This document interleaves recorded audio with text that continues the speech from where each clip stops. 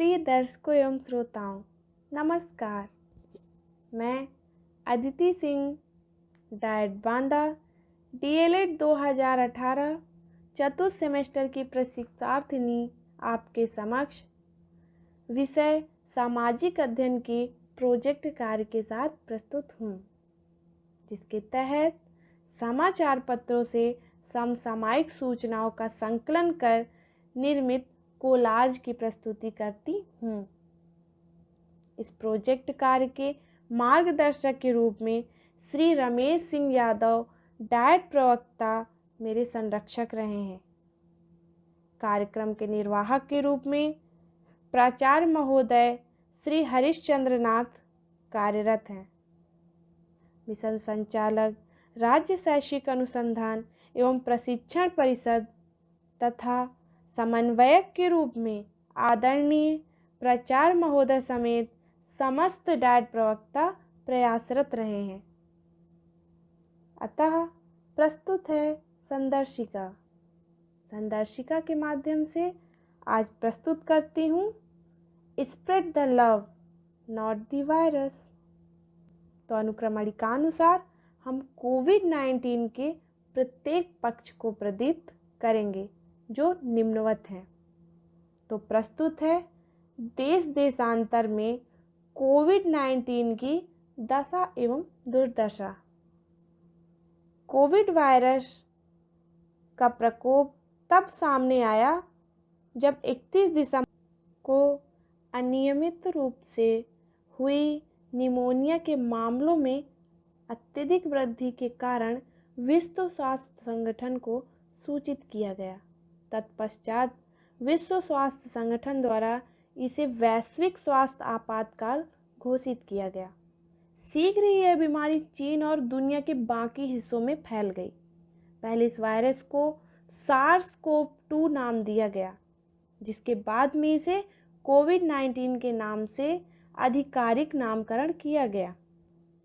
Polymerase chain reaction test कोविड-19 virus के लिए पहला परीक्षण है, जिसके तहत सभी संदिग्ध रोगियों का परीक्षण किया जाता है। यदि इस टेस्ट के परिणाम सकारात्मक होते हैं तो पुष्टि के लिए नमूना पुणे स्थित राष्ट्रीय विषाणु विज्ञान संस्थान को भेजा जाता है, जो कि वर्तमान में जीनोम अनुक्रमण करने के लिए एकमात्र सरकारी प्रयोगशाला है। तो चलते हैं, क्या है कोविड-19। WHO के अनुसार कोविड-19 में को का तात्पर्य कोरोना से है, जबकि VI विषाणु को, D बीमारी को तथा संख्या 19 वर्ष 2019 को चिन्हित करता है।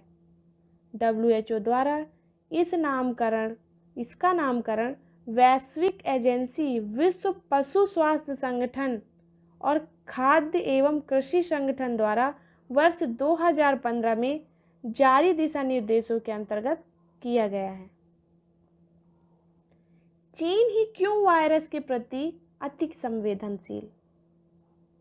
ऐसे स्थान जहां मनुष्यों और जानवरों में अनियमित रक्त और शारीरिक संपर्क जैसा संबंध स्थापित होता है, वहां पर इस वायरस का अधिक प्रसार होता है।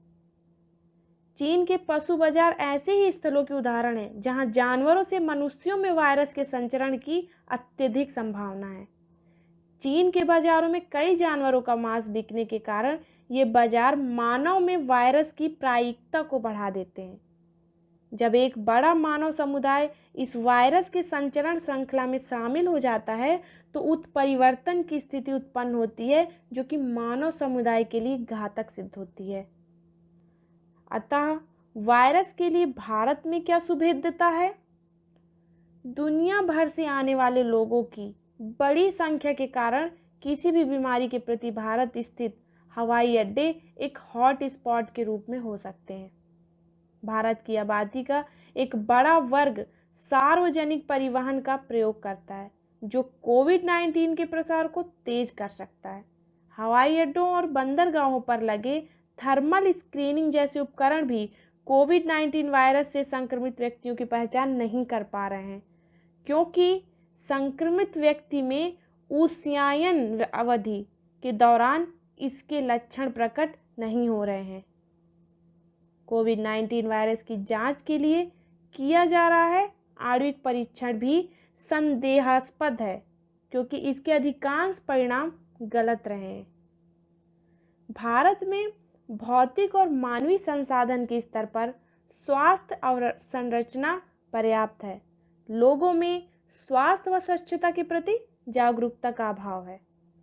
Corona tracking app Aarogya Setu का इस्तेमाल कर हम कहीं ना कहीं अपने देश के प्रति संवेदनशीलता को प्रदर्शित करते हैं। कोविड-19 से संक्रमित होने के लक्षण और उनके प्रभाव निम्नवत हैं। अतः सामान्य लक्षणों में खांसी, बुखार और श्वसन क्रिया में रुकावट मुख्य लक्षण है। वही गंभीर संक्रमण में निमोनिया, किडनी का फेल होना भी शामिल है, जिससे मनुष्य की मृत्यु तक हो सकती है। संक्रमण रोकने हेतु उपाय हैं कुछ, जैसे कि कच्चे या अध पके पशु उत्पादों के सेवन से बचना। यदि बुखार, खांसी, सांस लेने में कठिनाई हो रही है तो जल्दी से चिकित्सक से संपर्क करना और अपने स्वास्थ्य सेवा प्रदाता के साथ पिछली यात्रा के बारे में जानकारी साझा करना। बुखार और खांसी से प्रभावित किसी भी व्यक्ति के निकट संपर्क से बचना। खांसते या छींकते समय मुंह को, नाक को ढकना। अल्कोहल आधारित साबुन और पानी का उपयोग करके ही हाथ साफ करना। सभी लोगों को भीड़ भाड़ वाले स्थानों पर जाने से बचना चाहिए। Because the world is ready to kill corona.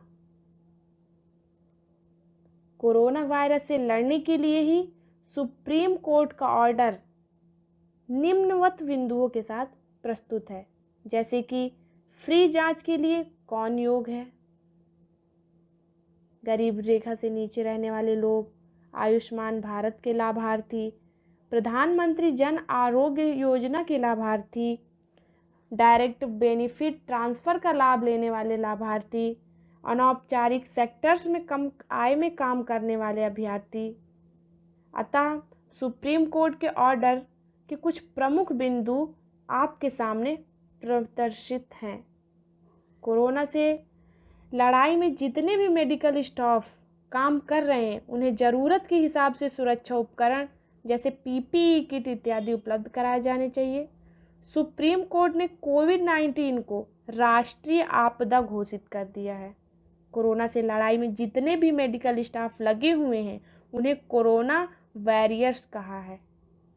Supreme court ने तो सभी देशवासियों से अपील की है कि वे इस लड़ाई में कोरोना वॉरियर्स के साथ सपोर्ट करें और उनसे बदतमीजी ना करें।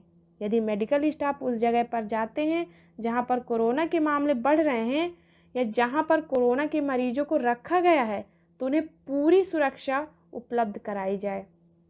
जो भी व्यक्ति डॉक्टर्स और अन्य मेडिकल स्टाफ को उनका काम करने से रोकता है, उनके काम में बाधित है, उन्हें किसी भी प्रकार से बाधा डालता है तो उनके खिलाफ सख्त कार्रवाई की जानी चाहिए। सुप्रीम कोर्ट ने सरकार को सुझाव दिया है कि सरकार मेडिकल इक्विपमेंट के निर्यात को रोक सकती है ताकि देश में इनकी उपलब्धता बनी रहे। सुप्रीम कोर्ट ने तो ये भी ऑर्डर दिया है कि कोरोना वायरस की जांच सिर्फ वही प्रयोगशालाएं करें जो Indian council of medical research, विश्व स्वास्थ्य संगठन और national accreditation board for testing and calibration laboratories से मान्यता प्राप्त हों। कुछ लोगों ने मांग की थी कि कोरोना से निपटने के लिए देश के सभी प्राइवेट अस्पतालों का राष्ट्रीयकरण कर देना चाहिए ताकि अमीर और गरीब सभी को मुफ्त इलाज मिल सके। हालांकि सुप्रीम कोर्ट ने यह याचिका खारिज कर दी है, पर फिर भी सुप्रीम कोर्ट अपने फैसलों के प्रति संवेदनशील है। कोरोना से बचने के कुछ रोकथाम एवं उपाय हैं जिन्हें हम निम्नवत देखते हैं। वोकल फॉर लोकल, अर्थात अपना संपूर्ण स्वास्थ्य बेहतर बनाने के लिए आप अपने आसपास उगाई गई चीज़ों को खाएं और उनसे अपनी जीवन शैली को बांटें, अतः उन्हें अपने जीवन शैली में हिस्सा बनाएं। जानते हैं भोजन रखरखाव के समय खाद्य सुरक्षा को कैसे ध्यान में रखें, किस प्रकार से खाने को कीड़े मकोड़ों आदि से बचाएं, बचे हुए खाने को किस प्रकार से सेव करें तथा खराब भोजन को किस तरह से फेंकें एवं कच्चे पके हुए भोजन को अलग अलग रखकर क्रॉस कंटेमिनेशन रोकें। ताज़े फलों और सब्जियों को कैसे धोना है, किस प्रकार से सब्जियों को साफ और गुनगुने पानी से धोकर अच्छे फलों ताज़े फलों को यूज करना है, जानें। अतः किसी भी तरह के ब्लीच रसायन बर्तन धोने वाले साबुनों से या एंटीसेप्टिक सैनिटाइजर का प्रयोग फल और सब्जियों को धोने में ना करें। कोविड-19 के फैलाव को रोकने के लिए खाद्य सुरक्षा सलाह।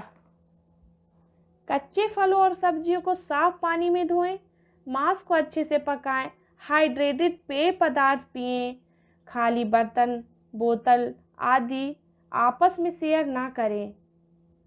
साथ ही कच्चे और पके हुए भोजन के लिए अलग अलग चॉपिंग बोर्ड इस्तेमाल करें। अपनी प्रतिरक्षा प्रणाली को बढ़ाने के लिए विटामिन सी से भरपूर खाद्य पदार्थ खाएं। हम साथ मिलकर ही कोविड-19 से लड़ सकते हैं। अतः खाद्य सुरक्षा के साथ मन का भी ध्यान रखें। कोविड-19 के दौरान तनाव दूर करने के लिए कुछ आसान उपाय हैं, जैसे कि ठहरें, सांस लें और देखें कि आप क्या महसूस करते हैं। नियमित रूप से छोटे ब्रेक लेते रहें ताकि आप सक्रिय और केंद्रित रह सकें।